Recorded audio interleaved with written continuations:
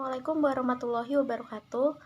Salam dan bahagia. Perkenalkan, nama saya Siavita Sari dengan NIM 2019008279. Di sini saya akan mempresentasikan tentang hasil observasi saya bersama dengan rekan kelompok saya di UMKM Migunani yang berlokasi di Gunung Kidul, Yogyakarta. Profil UMKM Migunani sendiri yaitu nama UMKM-nya yaitu Migunanie. Ini merupakan UMKM tas etnik Nusantara. Visi misi dari UMKM ini sendiri adalah untuk memberdayakan lingkungan sekitar yang dimana banyak orang yang mencari pekerjaan. Pemilik usaha Migunani ini berharap usahanya ini dapat merekrut banyak tenaga kerja. Selain itu, dengan menggunakan bahan baku kain lokal dalam pembuatan kerajinan tas seperti misalnya kain lurik dan kain tenun dari berbagai wilayah Indonesia, pemilik usaha UMKM ini mengungkapkan bahwa dirinya ingin mengenalkan kain Nusantara dalam bentuk tas agar masyarakat mengetahui kain lokal Nusantara. Pemiliknya sendiri yaitu Ibu Mei Wulandari. Alamat dari UMKM ini berada di Blimbing, RT 11, RW 5, Karangreje, Wonosari, Gunung Kidul, Yogyakarta. Email yang bisa dihubungi yaitu migunanie@gmail.com. Sedangkan akun Instagramnya ada @migunanie dan nomor WhatsApp di 081393088061. Pun sejarah dari UMKM ini yaitu pada tahun 2011 UMKM Migunani awalnya bergerak di bidang souvenir seperti gantungan kunci yang terbuat dari kain flanel dan wadah tisu yang dibuat seperti kue tar. Namun seiring berjalannya waktu banyak orang yang terjun dalam bisnis tersebut sehingga membuat UMKM souvenir ini menjadi pasaran dan sulit untuk mendapatkan harga yang tinggi apabila masih berbisnis di bidang souvenir ini. Nah, Ibu Mei sendiri selaku owner dari UMKM ini mengungkapkan bahwa dirinya terus belajar dari internet untuk bertahan pada bisnisnya tersebut. Nah, untuk pemasaran, beliau ini lebih memasarkannya secara online seperti lewat Facebook, Instagram. Sedangkan untuk media offline, beliau lebih mengandalkan ke pameran dinas yang berbayar. Lambat laun, karena banyaknya pesaing di bidang souvenir ini, beliau mempelajari cara membuat tas. Awalnya tas yang dibuat adalah tas anak-anak yang berbahan dasar kain batik dengan berbagai karakter. Tetapi produk ini lama-lama tidak mengalami perkembangan, hingga akhirnya Ibu Mei mempelajari cara membuat tas cangklong. Produk tas cangklong ini berjalan dari tahun 2014. Awalnya beliau dibantu dengan suaminya yang mengerjakan pesanan tas yang masuk, namun seiring berjalannya waktu, beliau dan suaminya mulai keteteran sehingga membutuhkan karyawan. Nah, awal mula usaha ini itu bernama Azza Urban Craft yang berjalan sampai tahun 2021. Kemudian karena butuh legalisasi merek dagang dari pemerintah, nama Azza sendiri itu sudah banyak pemakainya sehingga owner beliau mengganti merek dengan nama Migunani yang dalam artian bahasa Jawa berarti bermanfaat. Beliau ingin usahanya ini bermanfaat untuk banyak orang, terkhusus untuk masyarakat sekitar. Nah, yang selanjutnya bagaimana sih manajemen SDM di dalam UMKM ini? Nah, yang pertama ada pembagian tugas dan tanggung jawab. Pembagian tugas dalam memproduksi barang di UMKM Migunani ini yaitu 1 orang ditugaskan di bagian aplikasi atau bordir, 2 orang di bagian jahit yang membuat jahit, dan 1 orang di bagian pelengkap. Jadi total karyawan Migunani saat ini ada 3 orang dibantu oleh ownernya sendiri, Ibu Mei dan suaminya yang memegang bagian aplikasi atau bordir. Nah, yang kedua ada spesifikasi pekerjaan.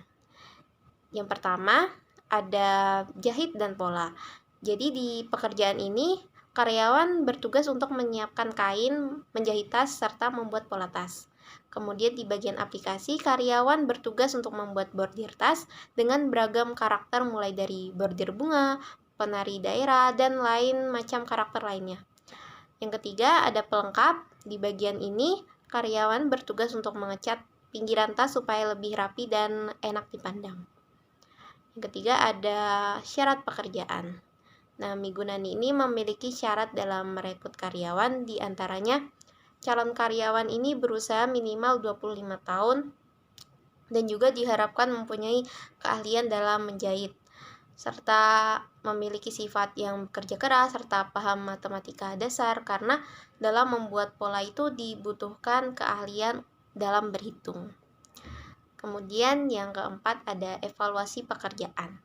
Nah, dalam mengevaluasi kinerja tiap karyawan ini biasanya owner, Ibu Mei, itu selalu mengawasi pencapaian target per harinya. Beliau selalu menanyakan kendala apa sih yang terjadi kepada setiap karyawannya. Nah, jikalau terdapat masalah atau tidak mencapai target harian, kemudian keesok harinya akan diberikan arahan, lalu keesokan harinya akan diadakan evaluasi lagi. Seperti itu. Yang selanjutnya ada manajemen pemasaran dalam UMKM Migunani. Yang pertama, bagaimana karakteristik produk dan layanan yang diberikan kepada konsumen. Karakteristik produk tas dari Migunani ini yang pertama menggunakan aplikasi atau bordir yang berbeda-beda dalam setiap produknya. Yang kedua, membuat produk yang terbatas. Yang ketiga, bahan dan kerapiannya itu bagus dan lebih terjamin. Yang selanjutnya yaitu memiliki ciri khas dari setiap produknya walaupun modelnya itu sama. Dan yang selanjutnya bagaimana sih cara melakukan riset pemasaran? Nah, produk dari Migunani sendiri menyasar pada wanita yang suka dengan fashion, kebanyakan dari kalangan ibu-ibu. Migunani sendiri memiliki pangsa pasar dari golongan orang-orang yang menengah ke atas atau kaum sosialita. Yang ketiga, bagaimana sih proses distribusi produknya? Nah, UMKM Migunani ini memiliki kerjasama dengan kerabat dari Ibu Mei, yang dimana kerabat Ibu Mei ini sebagai media distribusinya, sedangkan beliau sendiri sebagai produksinya. Nah, sampai akhirnya timbul brand baru bernama Depayu yang dibuat oleh kerabat dari Ibu Mei. Nah, untuk itu beliau menambahkan label Depayu di dalam produknya untuk kemudian dikirim kepada kerabatnya tersebut. Nah, posisi Migunani di sini sebagai rumah produksi dari Depayu. Adapun Migunani juga mempunyai produk brand anak-anak yang diberi nama Faiza dengan produk berupa tempat pensil yang berbentuk dompet dengan karakter yang lucu khas anak-anak. Tetapi seiring dengan berjalannya waktu karena adanya pandemi COVID-19 juga, produk ini tuh mengalami penundaan, dan untuk sementara beliau masih fokus untuk mengutamakan pesanan dari Depayu sendiri. Nah, untuk pemasaran produk Migunani sendiri ini kebanyakan berasal dari daerah Sumatera dan Kalimantan, serta beberapa kali juga Migunani itu mendapatkan pesanan dari daerah Lombok dan juga Papua. Yang selanjutnya ada manajemen keuangan dalam UMKM Migunani. Yang pertama, bagaimana sih melakukan perencanaan keuangan di UMKM ini? Nah, selaku pemilik usaha UMKM Migunani, Ibu Mei sendiri menjelaskan karena usahanya ini bergerak di bidang produksi, sehingga untuk gaji karyawan beliau mengusahakan jangan sampai kurang. Kemudian untuk pembelian kain-kain Nusantara dan aksesoris yang lumayan mahal, sehingga perlu keahlian tersendiri dalam mengaturnya. Yang kedua, bagaimana sih menentukan komposisi modal dan bagi hasil? Nah, jika bekerja sama dengan usaha lain seperti Depayu tadi, Migunani di sini ini sebagai rumah produksi kan, dan hanya berfokus pada produksi, sehingga Ibu Mei hanya menghitung di bagian ongkos produksinya saja. Nah, sedangkan untuk bahan baku seperti kain dan lain-lain itu dikirim dari usaha yang bekerja sama dengan Migunani. Migunani sendiri tidak mengeluarkan modal lain selain mesin, karyawan, dan listrik. Di sini, owner Ibu Mei menghitung satu tas dibanderol dengan harga berapa itu berdasarkan catatan yang dia punya.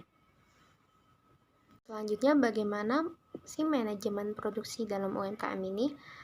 Yang pertama, bagaimana proses perencanaan desain produksi dari bahan baku sampai menjadi barang jadi atau siap jual. Nah, proses pembuatan produk tas di Migunani ini begitu ada orderan yang masuk, meliputi penentuan pola, desain aplikasi, menjahit, pewarnaan, dan kemudian siap untuk didistribusikan. Selanjutnya, bagaimana sih proses pengendalian produksinya? Nah, apabila stok produk Migunani ini sudah sedikit, maka akan dilakukan proses produksi kembali dengan melihat proses penjualan apakah produknya itu laris di pasaran atau tidak. Nah, apabila produknya itu kurang laris di pasaran, maka akan dipikirkan ulang untuk melakukan produksi kembali, dan apabila produknya itu laris di pasaran, maka produksi akan dilakukan kembali. Yang selanjutnya, bagaimana sih proses pengawasan kualitas produksi dalam UMKM ini? Nah, proses pengawasannya sendiri itu dilakukan oleh suami dan Ibu Mei selaku pemilik usaha sendiri dengan cara selalu mengawasi setiap proses produksi agar tidak terjadi kesalahan di kemudian hari. Proses pengawasannya itu meliputi pengecekan produk seperti jahitan, apakah sudah sesuai atau belum sesuai.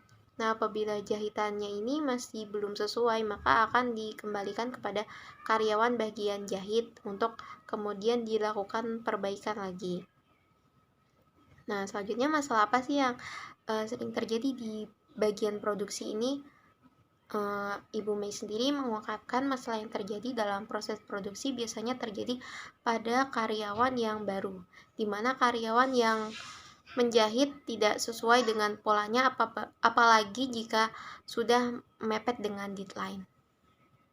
Adapun menurut kelompok kami, hal yang belum maksimal dalam UMKM ini yaitu adalah dari segi tempat, yang dimana tempat produksi dan rumah pribadi ini masih menjadi satu unit, hingga hal ini tuh akan membuat proses produksi akan sulit dikarenakan tempatnya masih sempit.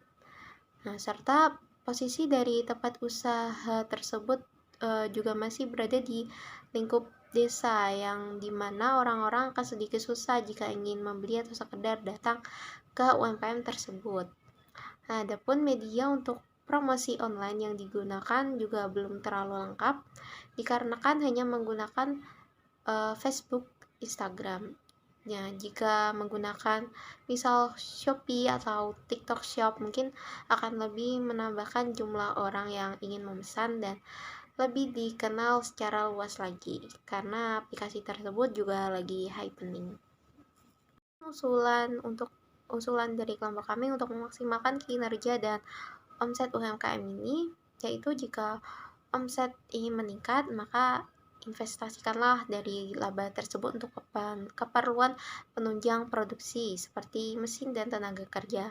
Karena semakin banyak permintaan, maka waktu yang dibutuhkan pun semakin singkat. Dengan begitu, kinerja akan maksimal. Untuk meningkatkan omset penjualan, menurut kami Ibu Mei harus memperluas pemasaran produknya yang sebelumnya hanya melalui Facebook dan Instagram, bisa langsung masuk ke ranah marketplace yang ada di Indonesia seperti Tokopedia atau Shopee. Nah, tujuannya agar omset penjualan ini terus meningkat terhadap permintaan produk dari konsumen. Selain itu juga supaya brand Migunani ini juga bisa lebih dikenal banyak orang di seluruh pelosok Nusantara. Berikut adalah surat izin UMKM Migunani dan juga beberapa foto produk dari UMKM Migunani. Ini ada foto tempat produksi dari UMKM Migunani dan juga foto bersama saya dan teman-teman kelompok saya dengan owner Migunani. Terima kasih, sekian penjelasan saya terkait observasi di UMKM Migunani. Kurang dan lebihnya saya mohon maaf. Wassalamualaikum warahmatullahi wabarakatuh. Salam.